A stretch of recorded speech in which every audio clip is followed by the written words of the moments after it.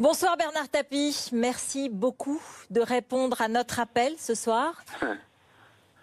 C'est normal, c'est normal. La preuve que ça va pas trop mal puisque j'arrive à vous parler. Effectivement, beaucoup de Français, et pas seulement les supporters de l'OM, avaient été touchés par votre témoignage sur votre maladie, un cancer de l'estomac. Ils se sont sentis un peu concernés par votre bataille, celle que mènent aussi d'autres malades. Et donc, c'est très simplement que je vous demande d'abord comment allez-vous ? Vous savez, comme on l'appelle, c'est une longue maladie.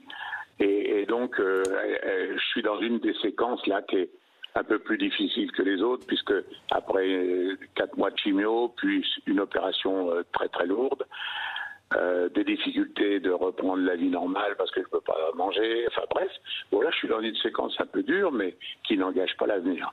L'avenir, on le connaîtra à l'issue des derniers examens qui vont être faits pour savoir si les tumeurs cancéreuses retirées, puisque j'en avais dans l'estomac et dans l'ésophage, n'ont pas donné de petits bébés qui iraient un peu partout.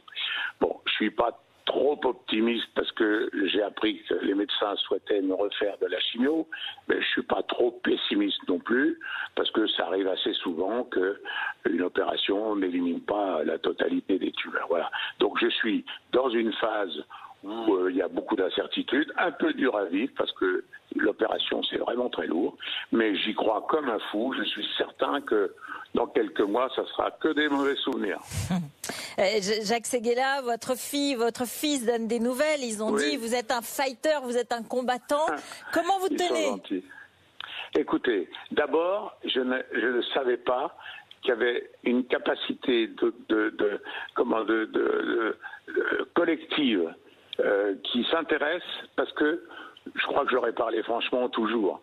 Et je suis formidablement touché par tous les témoignages incroyables que je reçois chaque jour, et y compris de médecins qui me disent « Attendez, moi je connais une formule », pas vrai. Donc ça me touche. Puis le reste, c'est que j'ai une femme exceptionnelle, j'ai des enfants incroyables, et j'ai des amis, vous savez, des amis qui depuis toujours sont les mêmes, et donc cet après-midi, j'étais endormi, mais ils m'ont réveillé vite fait, puis on tient si moralement on remet les choses à leur place.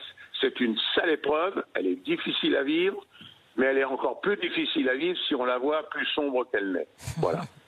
Alors j'imagine que pour tenir, vous parlez avec vos amis, votre famille, c'est ce que vous nous dites. Tout le temps. Mais vous regardez aussi la télévision, vous vous tenez au courant de tout ce qui se passe. Je sais que vous avez parlé football, bien sûr.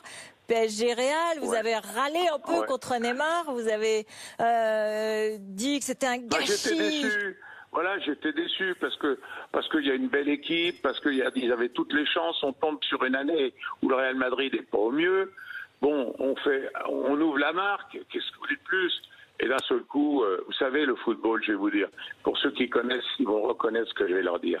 C'est malheureusement un sport individuel qui se joue par équipe. Alors, voilà, ou c'est plus individuel que par équipe, ou c'est plus par équipe qu'individuel. Et là, dans le club et dans l'équipe, il y a des gens qui jouent un peu trop individuel. Mais, croyez-moi, 3-1, match retour, 2-0 pour PSG. D'accord, on note votre pronostic. Bon, c'est aussi la politique, ça vous lâche pas quand même l'amour du débat public. Écoutez, ce que je vois en ce moment est épouvantable. Épouvantable. Quand vous regardez l'histoire du testament, quand vous regardez l'autre abruti là qui d'un seul coup se réveille en disant oui c'est vrai je l'ai tué, je vais vous montrer où elle est. Quand vous voyez les accusations incroyables 10 ans après, 7 ans après, il m'a violé, il a fait. On est dans une période haute épouvantable. Il faut pas regarder les émissions à la télé tout le temps pour pas avoir envie de quitter le monde quoi. Je reconnais plus le monde dans lequel on est là. Ça devient fou. Bernard Tapie. Les dénonciations, il est normal qu'elles existent. Le Premier ministre a eu une parole très sage.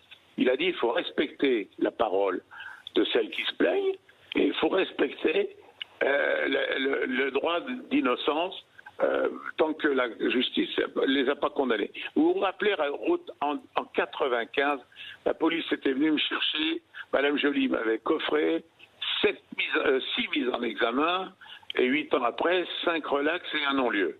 Donc, laissons passer les choses. La justice dira si le testament est légal, s'il n'est pas légal, dira si Darmanin il a violé ou s'il n'a pas violé. Et puis voilà, je crois qu'il faut laisser faire les choses. Oui, ce soir, Alors, la plainte a été classée, la première plainte contre Gérald Darmanin. C'est important de le dire. Hein. Oui, lui, attendez. Hein, lui, je n'ai pas d'avis sur s'il a violé ou pas violé, mais j'ai un avis sur ses qualités de ministre. Alors, je vais rendre public. Et je ne l'ai jamais fait, reconnaissez-moi, depuis 1995. Je vais rendre public toutes ces saloperies que l'organisation du fisc et du parquet et du ministère des Finances me fait. Je vais tout rendre public.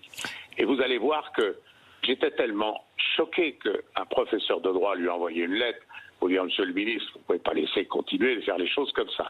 Il a répondu « Circulez, il n'y a rien à voir ». Alors vous allez voir, c'est rien à voir. Au dernier, vous savez, il y a eu un jugement, une audition en cour d'appel. Leur avocat, celui qui doit donner l'exemple, l'avocat du Trésor, il a insulté les magistrats qui m'a donné raison, en pleine audience publique, devant toute la presse. Donc il faut que ça s'arrête. S'il n'a pas la capacité de tenir son ministère pour qu'il respecte le droit public, il faut qu'il parte. Non pas parce qu'il a violé, ça je m'en fous, parce qu'il n'est pas digne de ce poste. Bernard Tapie, je vois que vous n'avez rien perdu à votre combativité, notamment pour défendre votre cause et vos causes. Hein. Votre cause et vos causes, effectivement. Un mot quand même, vous connaissiez Johnny Hallyday, vous êtes surpris par les déchirements autour de son héritage ? Écoutez, si on ne replace pas Johnny Hallyday dans ce qu'il était, avec ses qualités, ses défauts, un artiste exceptionnel, un homme qui était capable de générosité incroyable et capable de laisser une femme qu'il a aimée sans s'en occuper le surlendemain. On ne peut pas comparer leur vie avec leur réaction.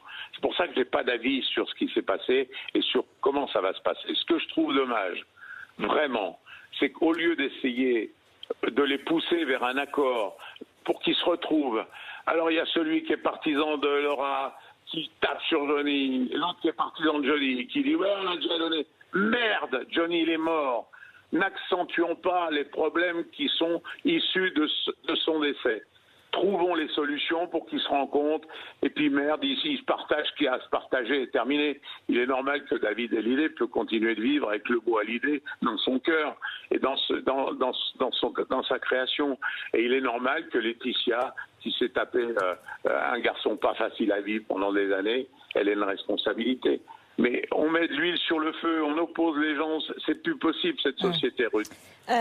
Bernard Tapie, pour conclure, on a un président, Macron, vous le voyez aussi, lui, il dit qu'il essaye d'apaiser et de réformer à la fois. Vous y croyez ?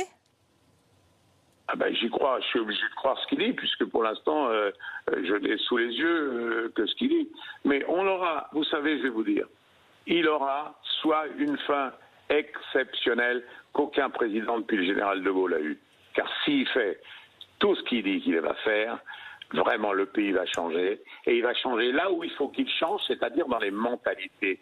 Ce n'est pas les règles qui font les peuples, c'est la mentalité des peuples qui finissent par faire les règles. Si par contre, compte tenu justement de tout l'espoir qui aura été donné, il ne fait pas ce qu'il a dit, ça va être terrible. Mais je vous le dis, ça va être terrible. Car la désillusion sera épouvantable. Donc il a vraiment, je crois, intérêt, pour l'intérêt du pays et pour sa vie, car il est jeune, il a intérêt à s'accrocher, à tenir ce qu'il a promis, coûte que coûte. Merci beaucoup. Merci d'avoir pris ce temps, Bernard Tapie. Je vous devais ça, car j'aime beaucoup la façon dont vous faites votre métier. Merci de nous avoir parlé et merci d'avoir pris ce temps et on vous souhaite le meilleur, la meilleure santé, bien sûr. Merci Philippe Val de nous avoir rejoints. Vous êtes journaliste et écrivain, Hervé Gattegno, directeur de la rédaction du JDD, éditorialiste à BFM TV. On va venir à cette actualité sur Gérald Darmanin, dont je l'ai précisé il y a un instant. La plainte pour la première, la première plainte a été classée sans suite ce soir. Et on entendait hier, quand il y a eu l'annonce de la deuxième plainte, on entendait, mais en off comme on dit, ça se complique. Aujourd'hui, première plainte pour viol en plus, donc très grave, classé sans suite. C'est le soulagement, c'est la validation de la démarche du gouvernement. On tient dans la tempête, quoi qu'il en soit. En tout cas, c'est une invitation à l'apaisement du débat. Bernard Tapie n'avait pas tort de dire à l'instant que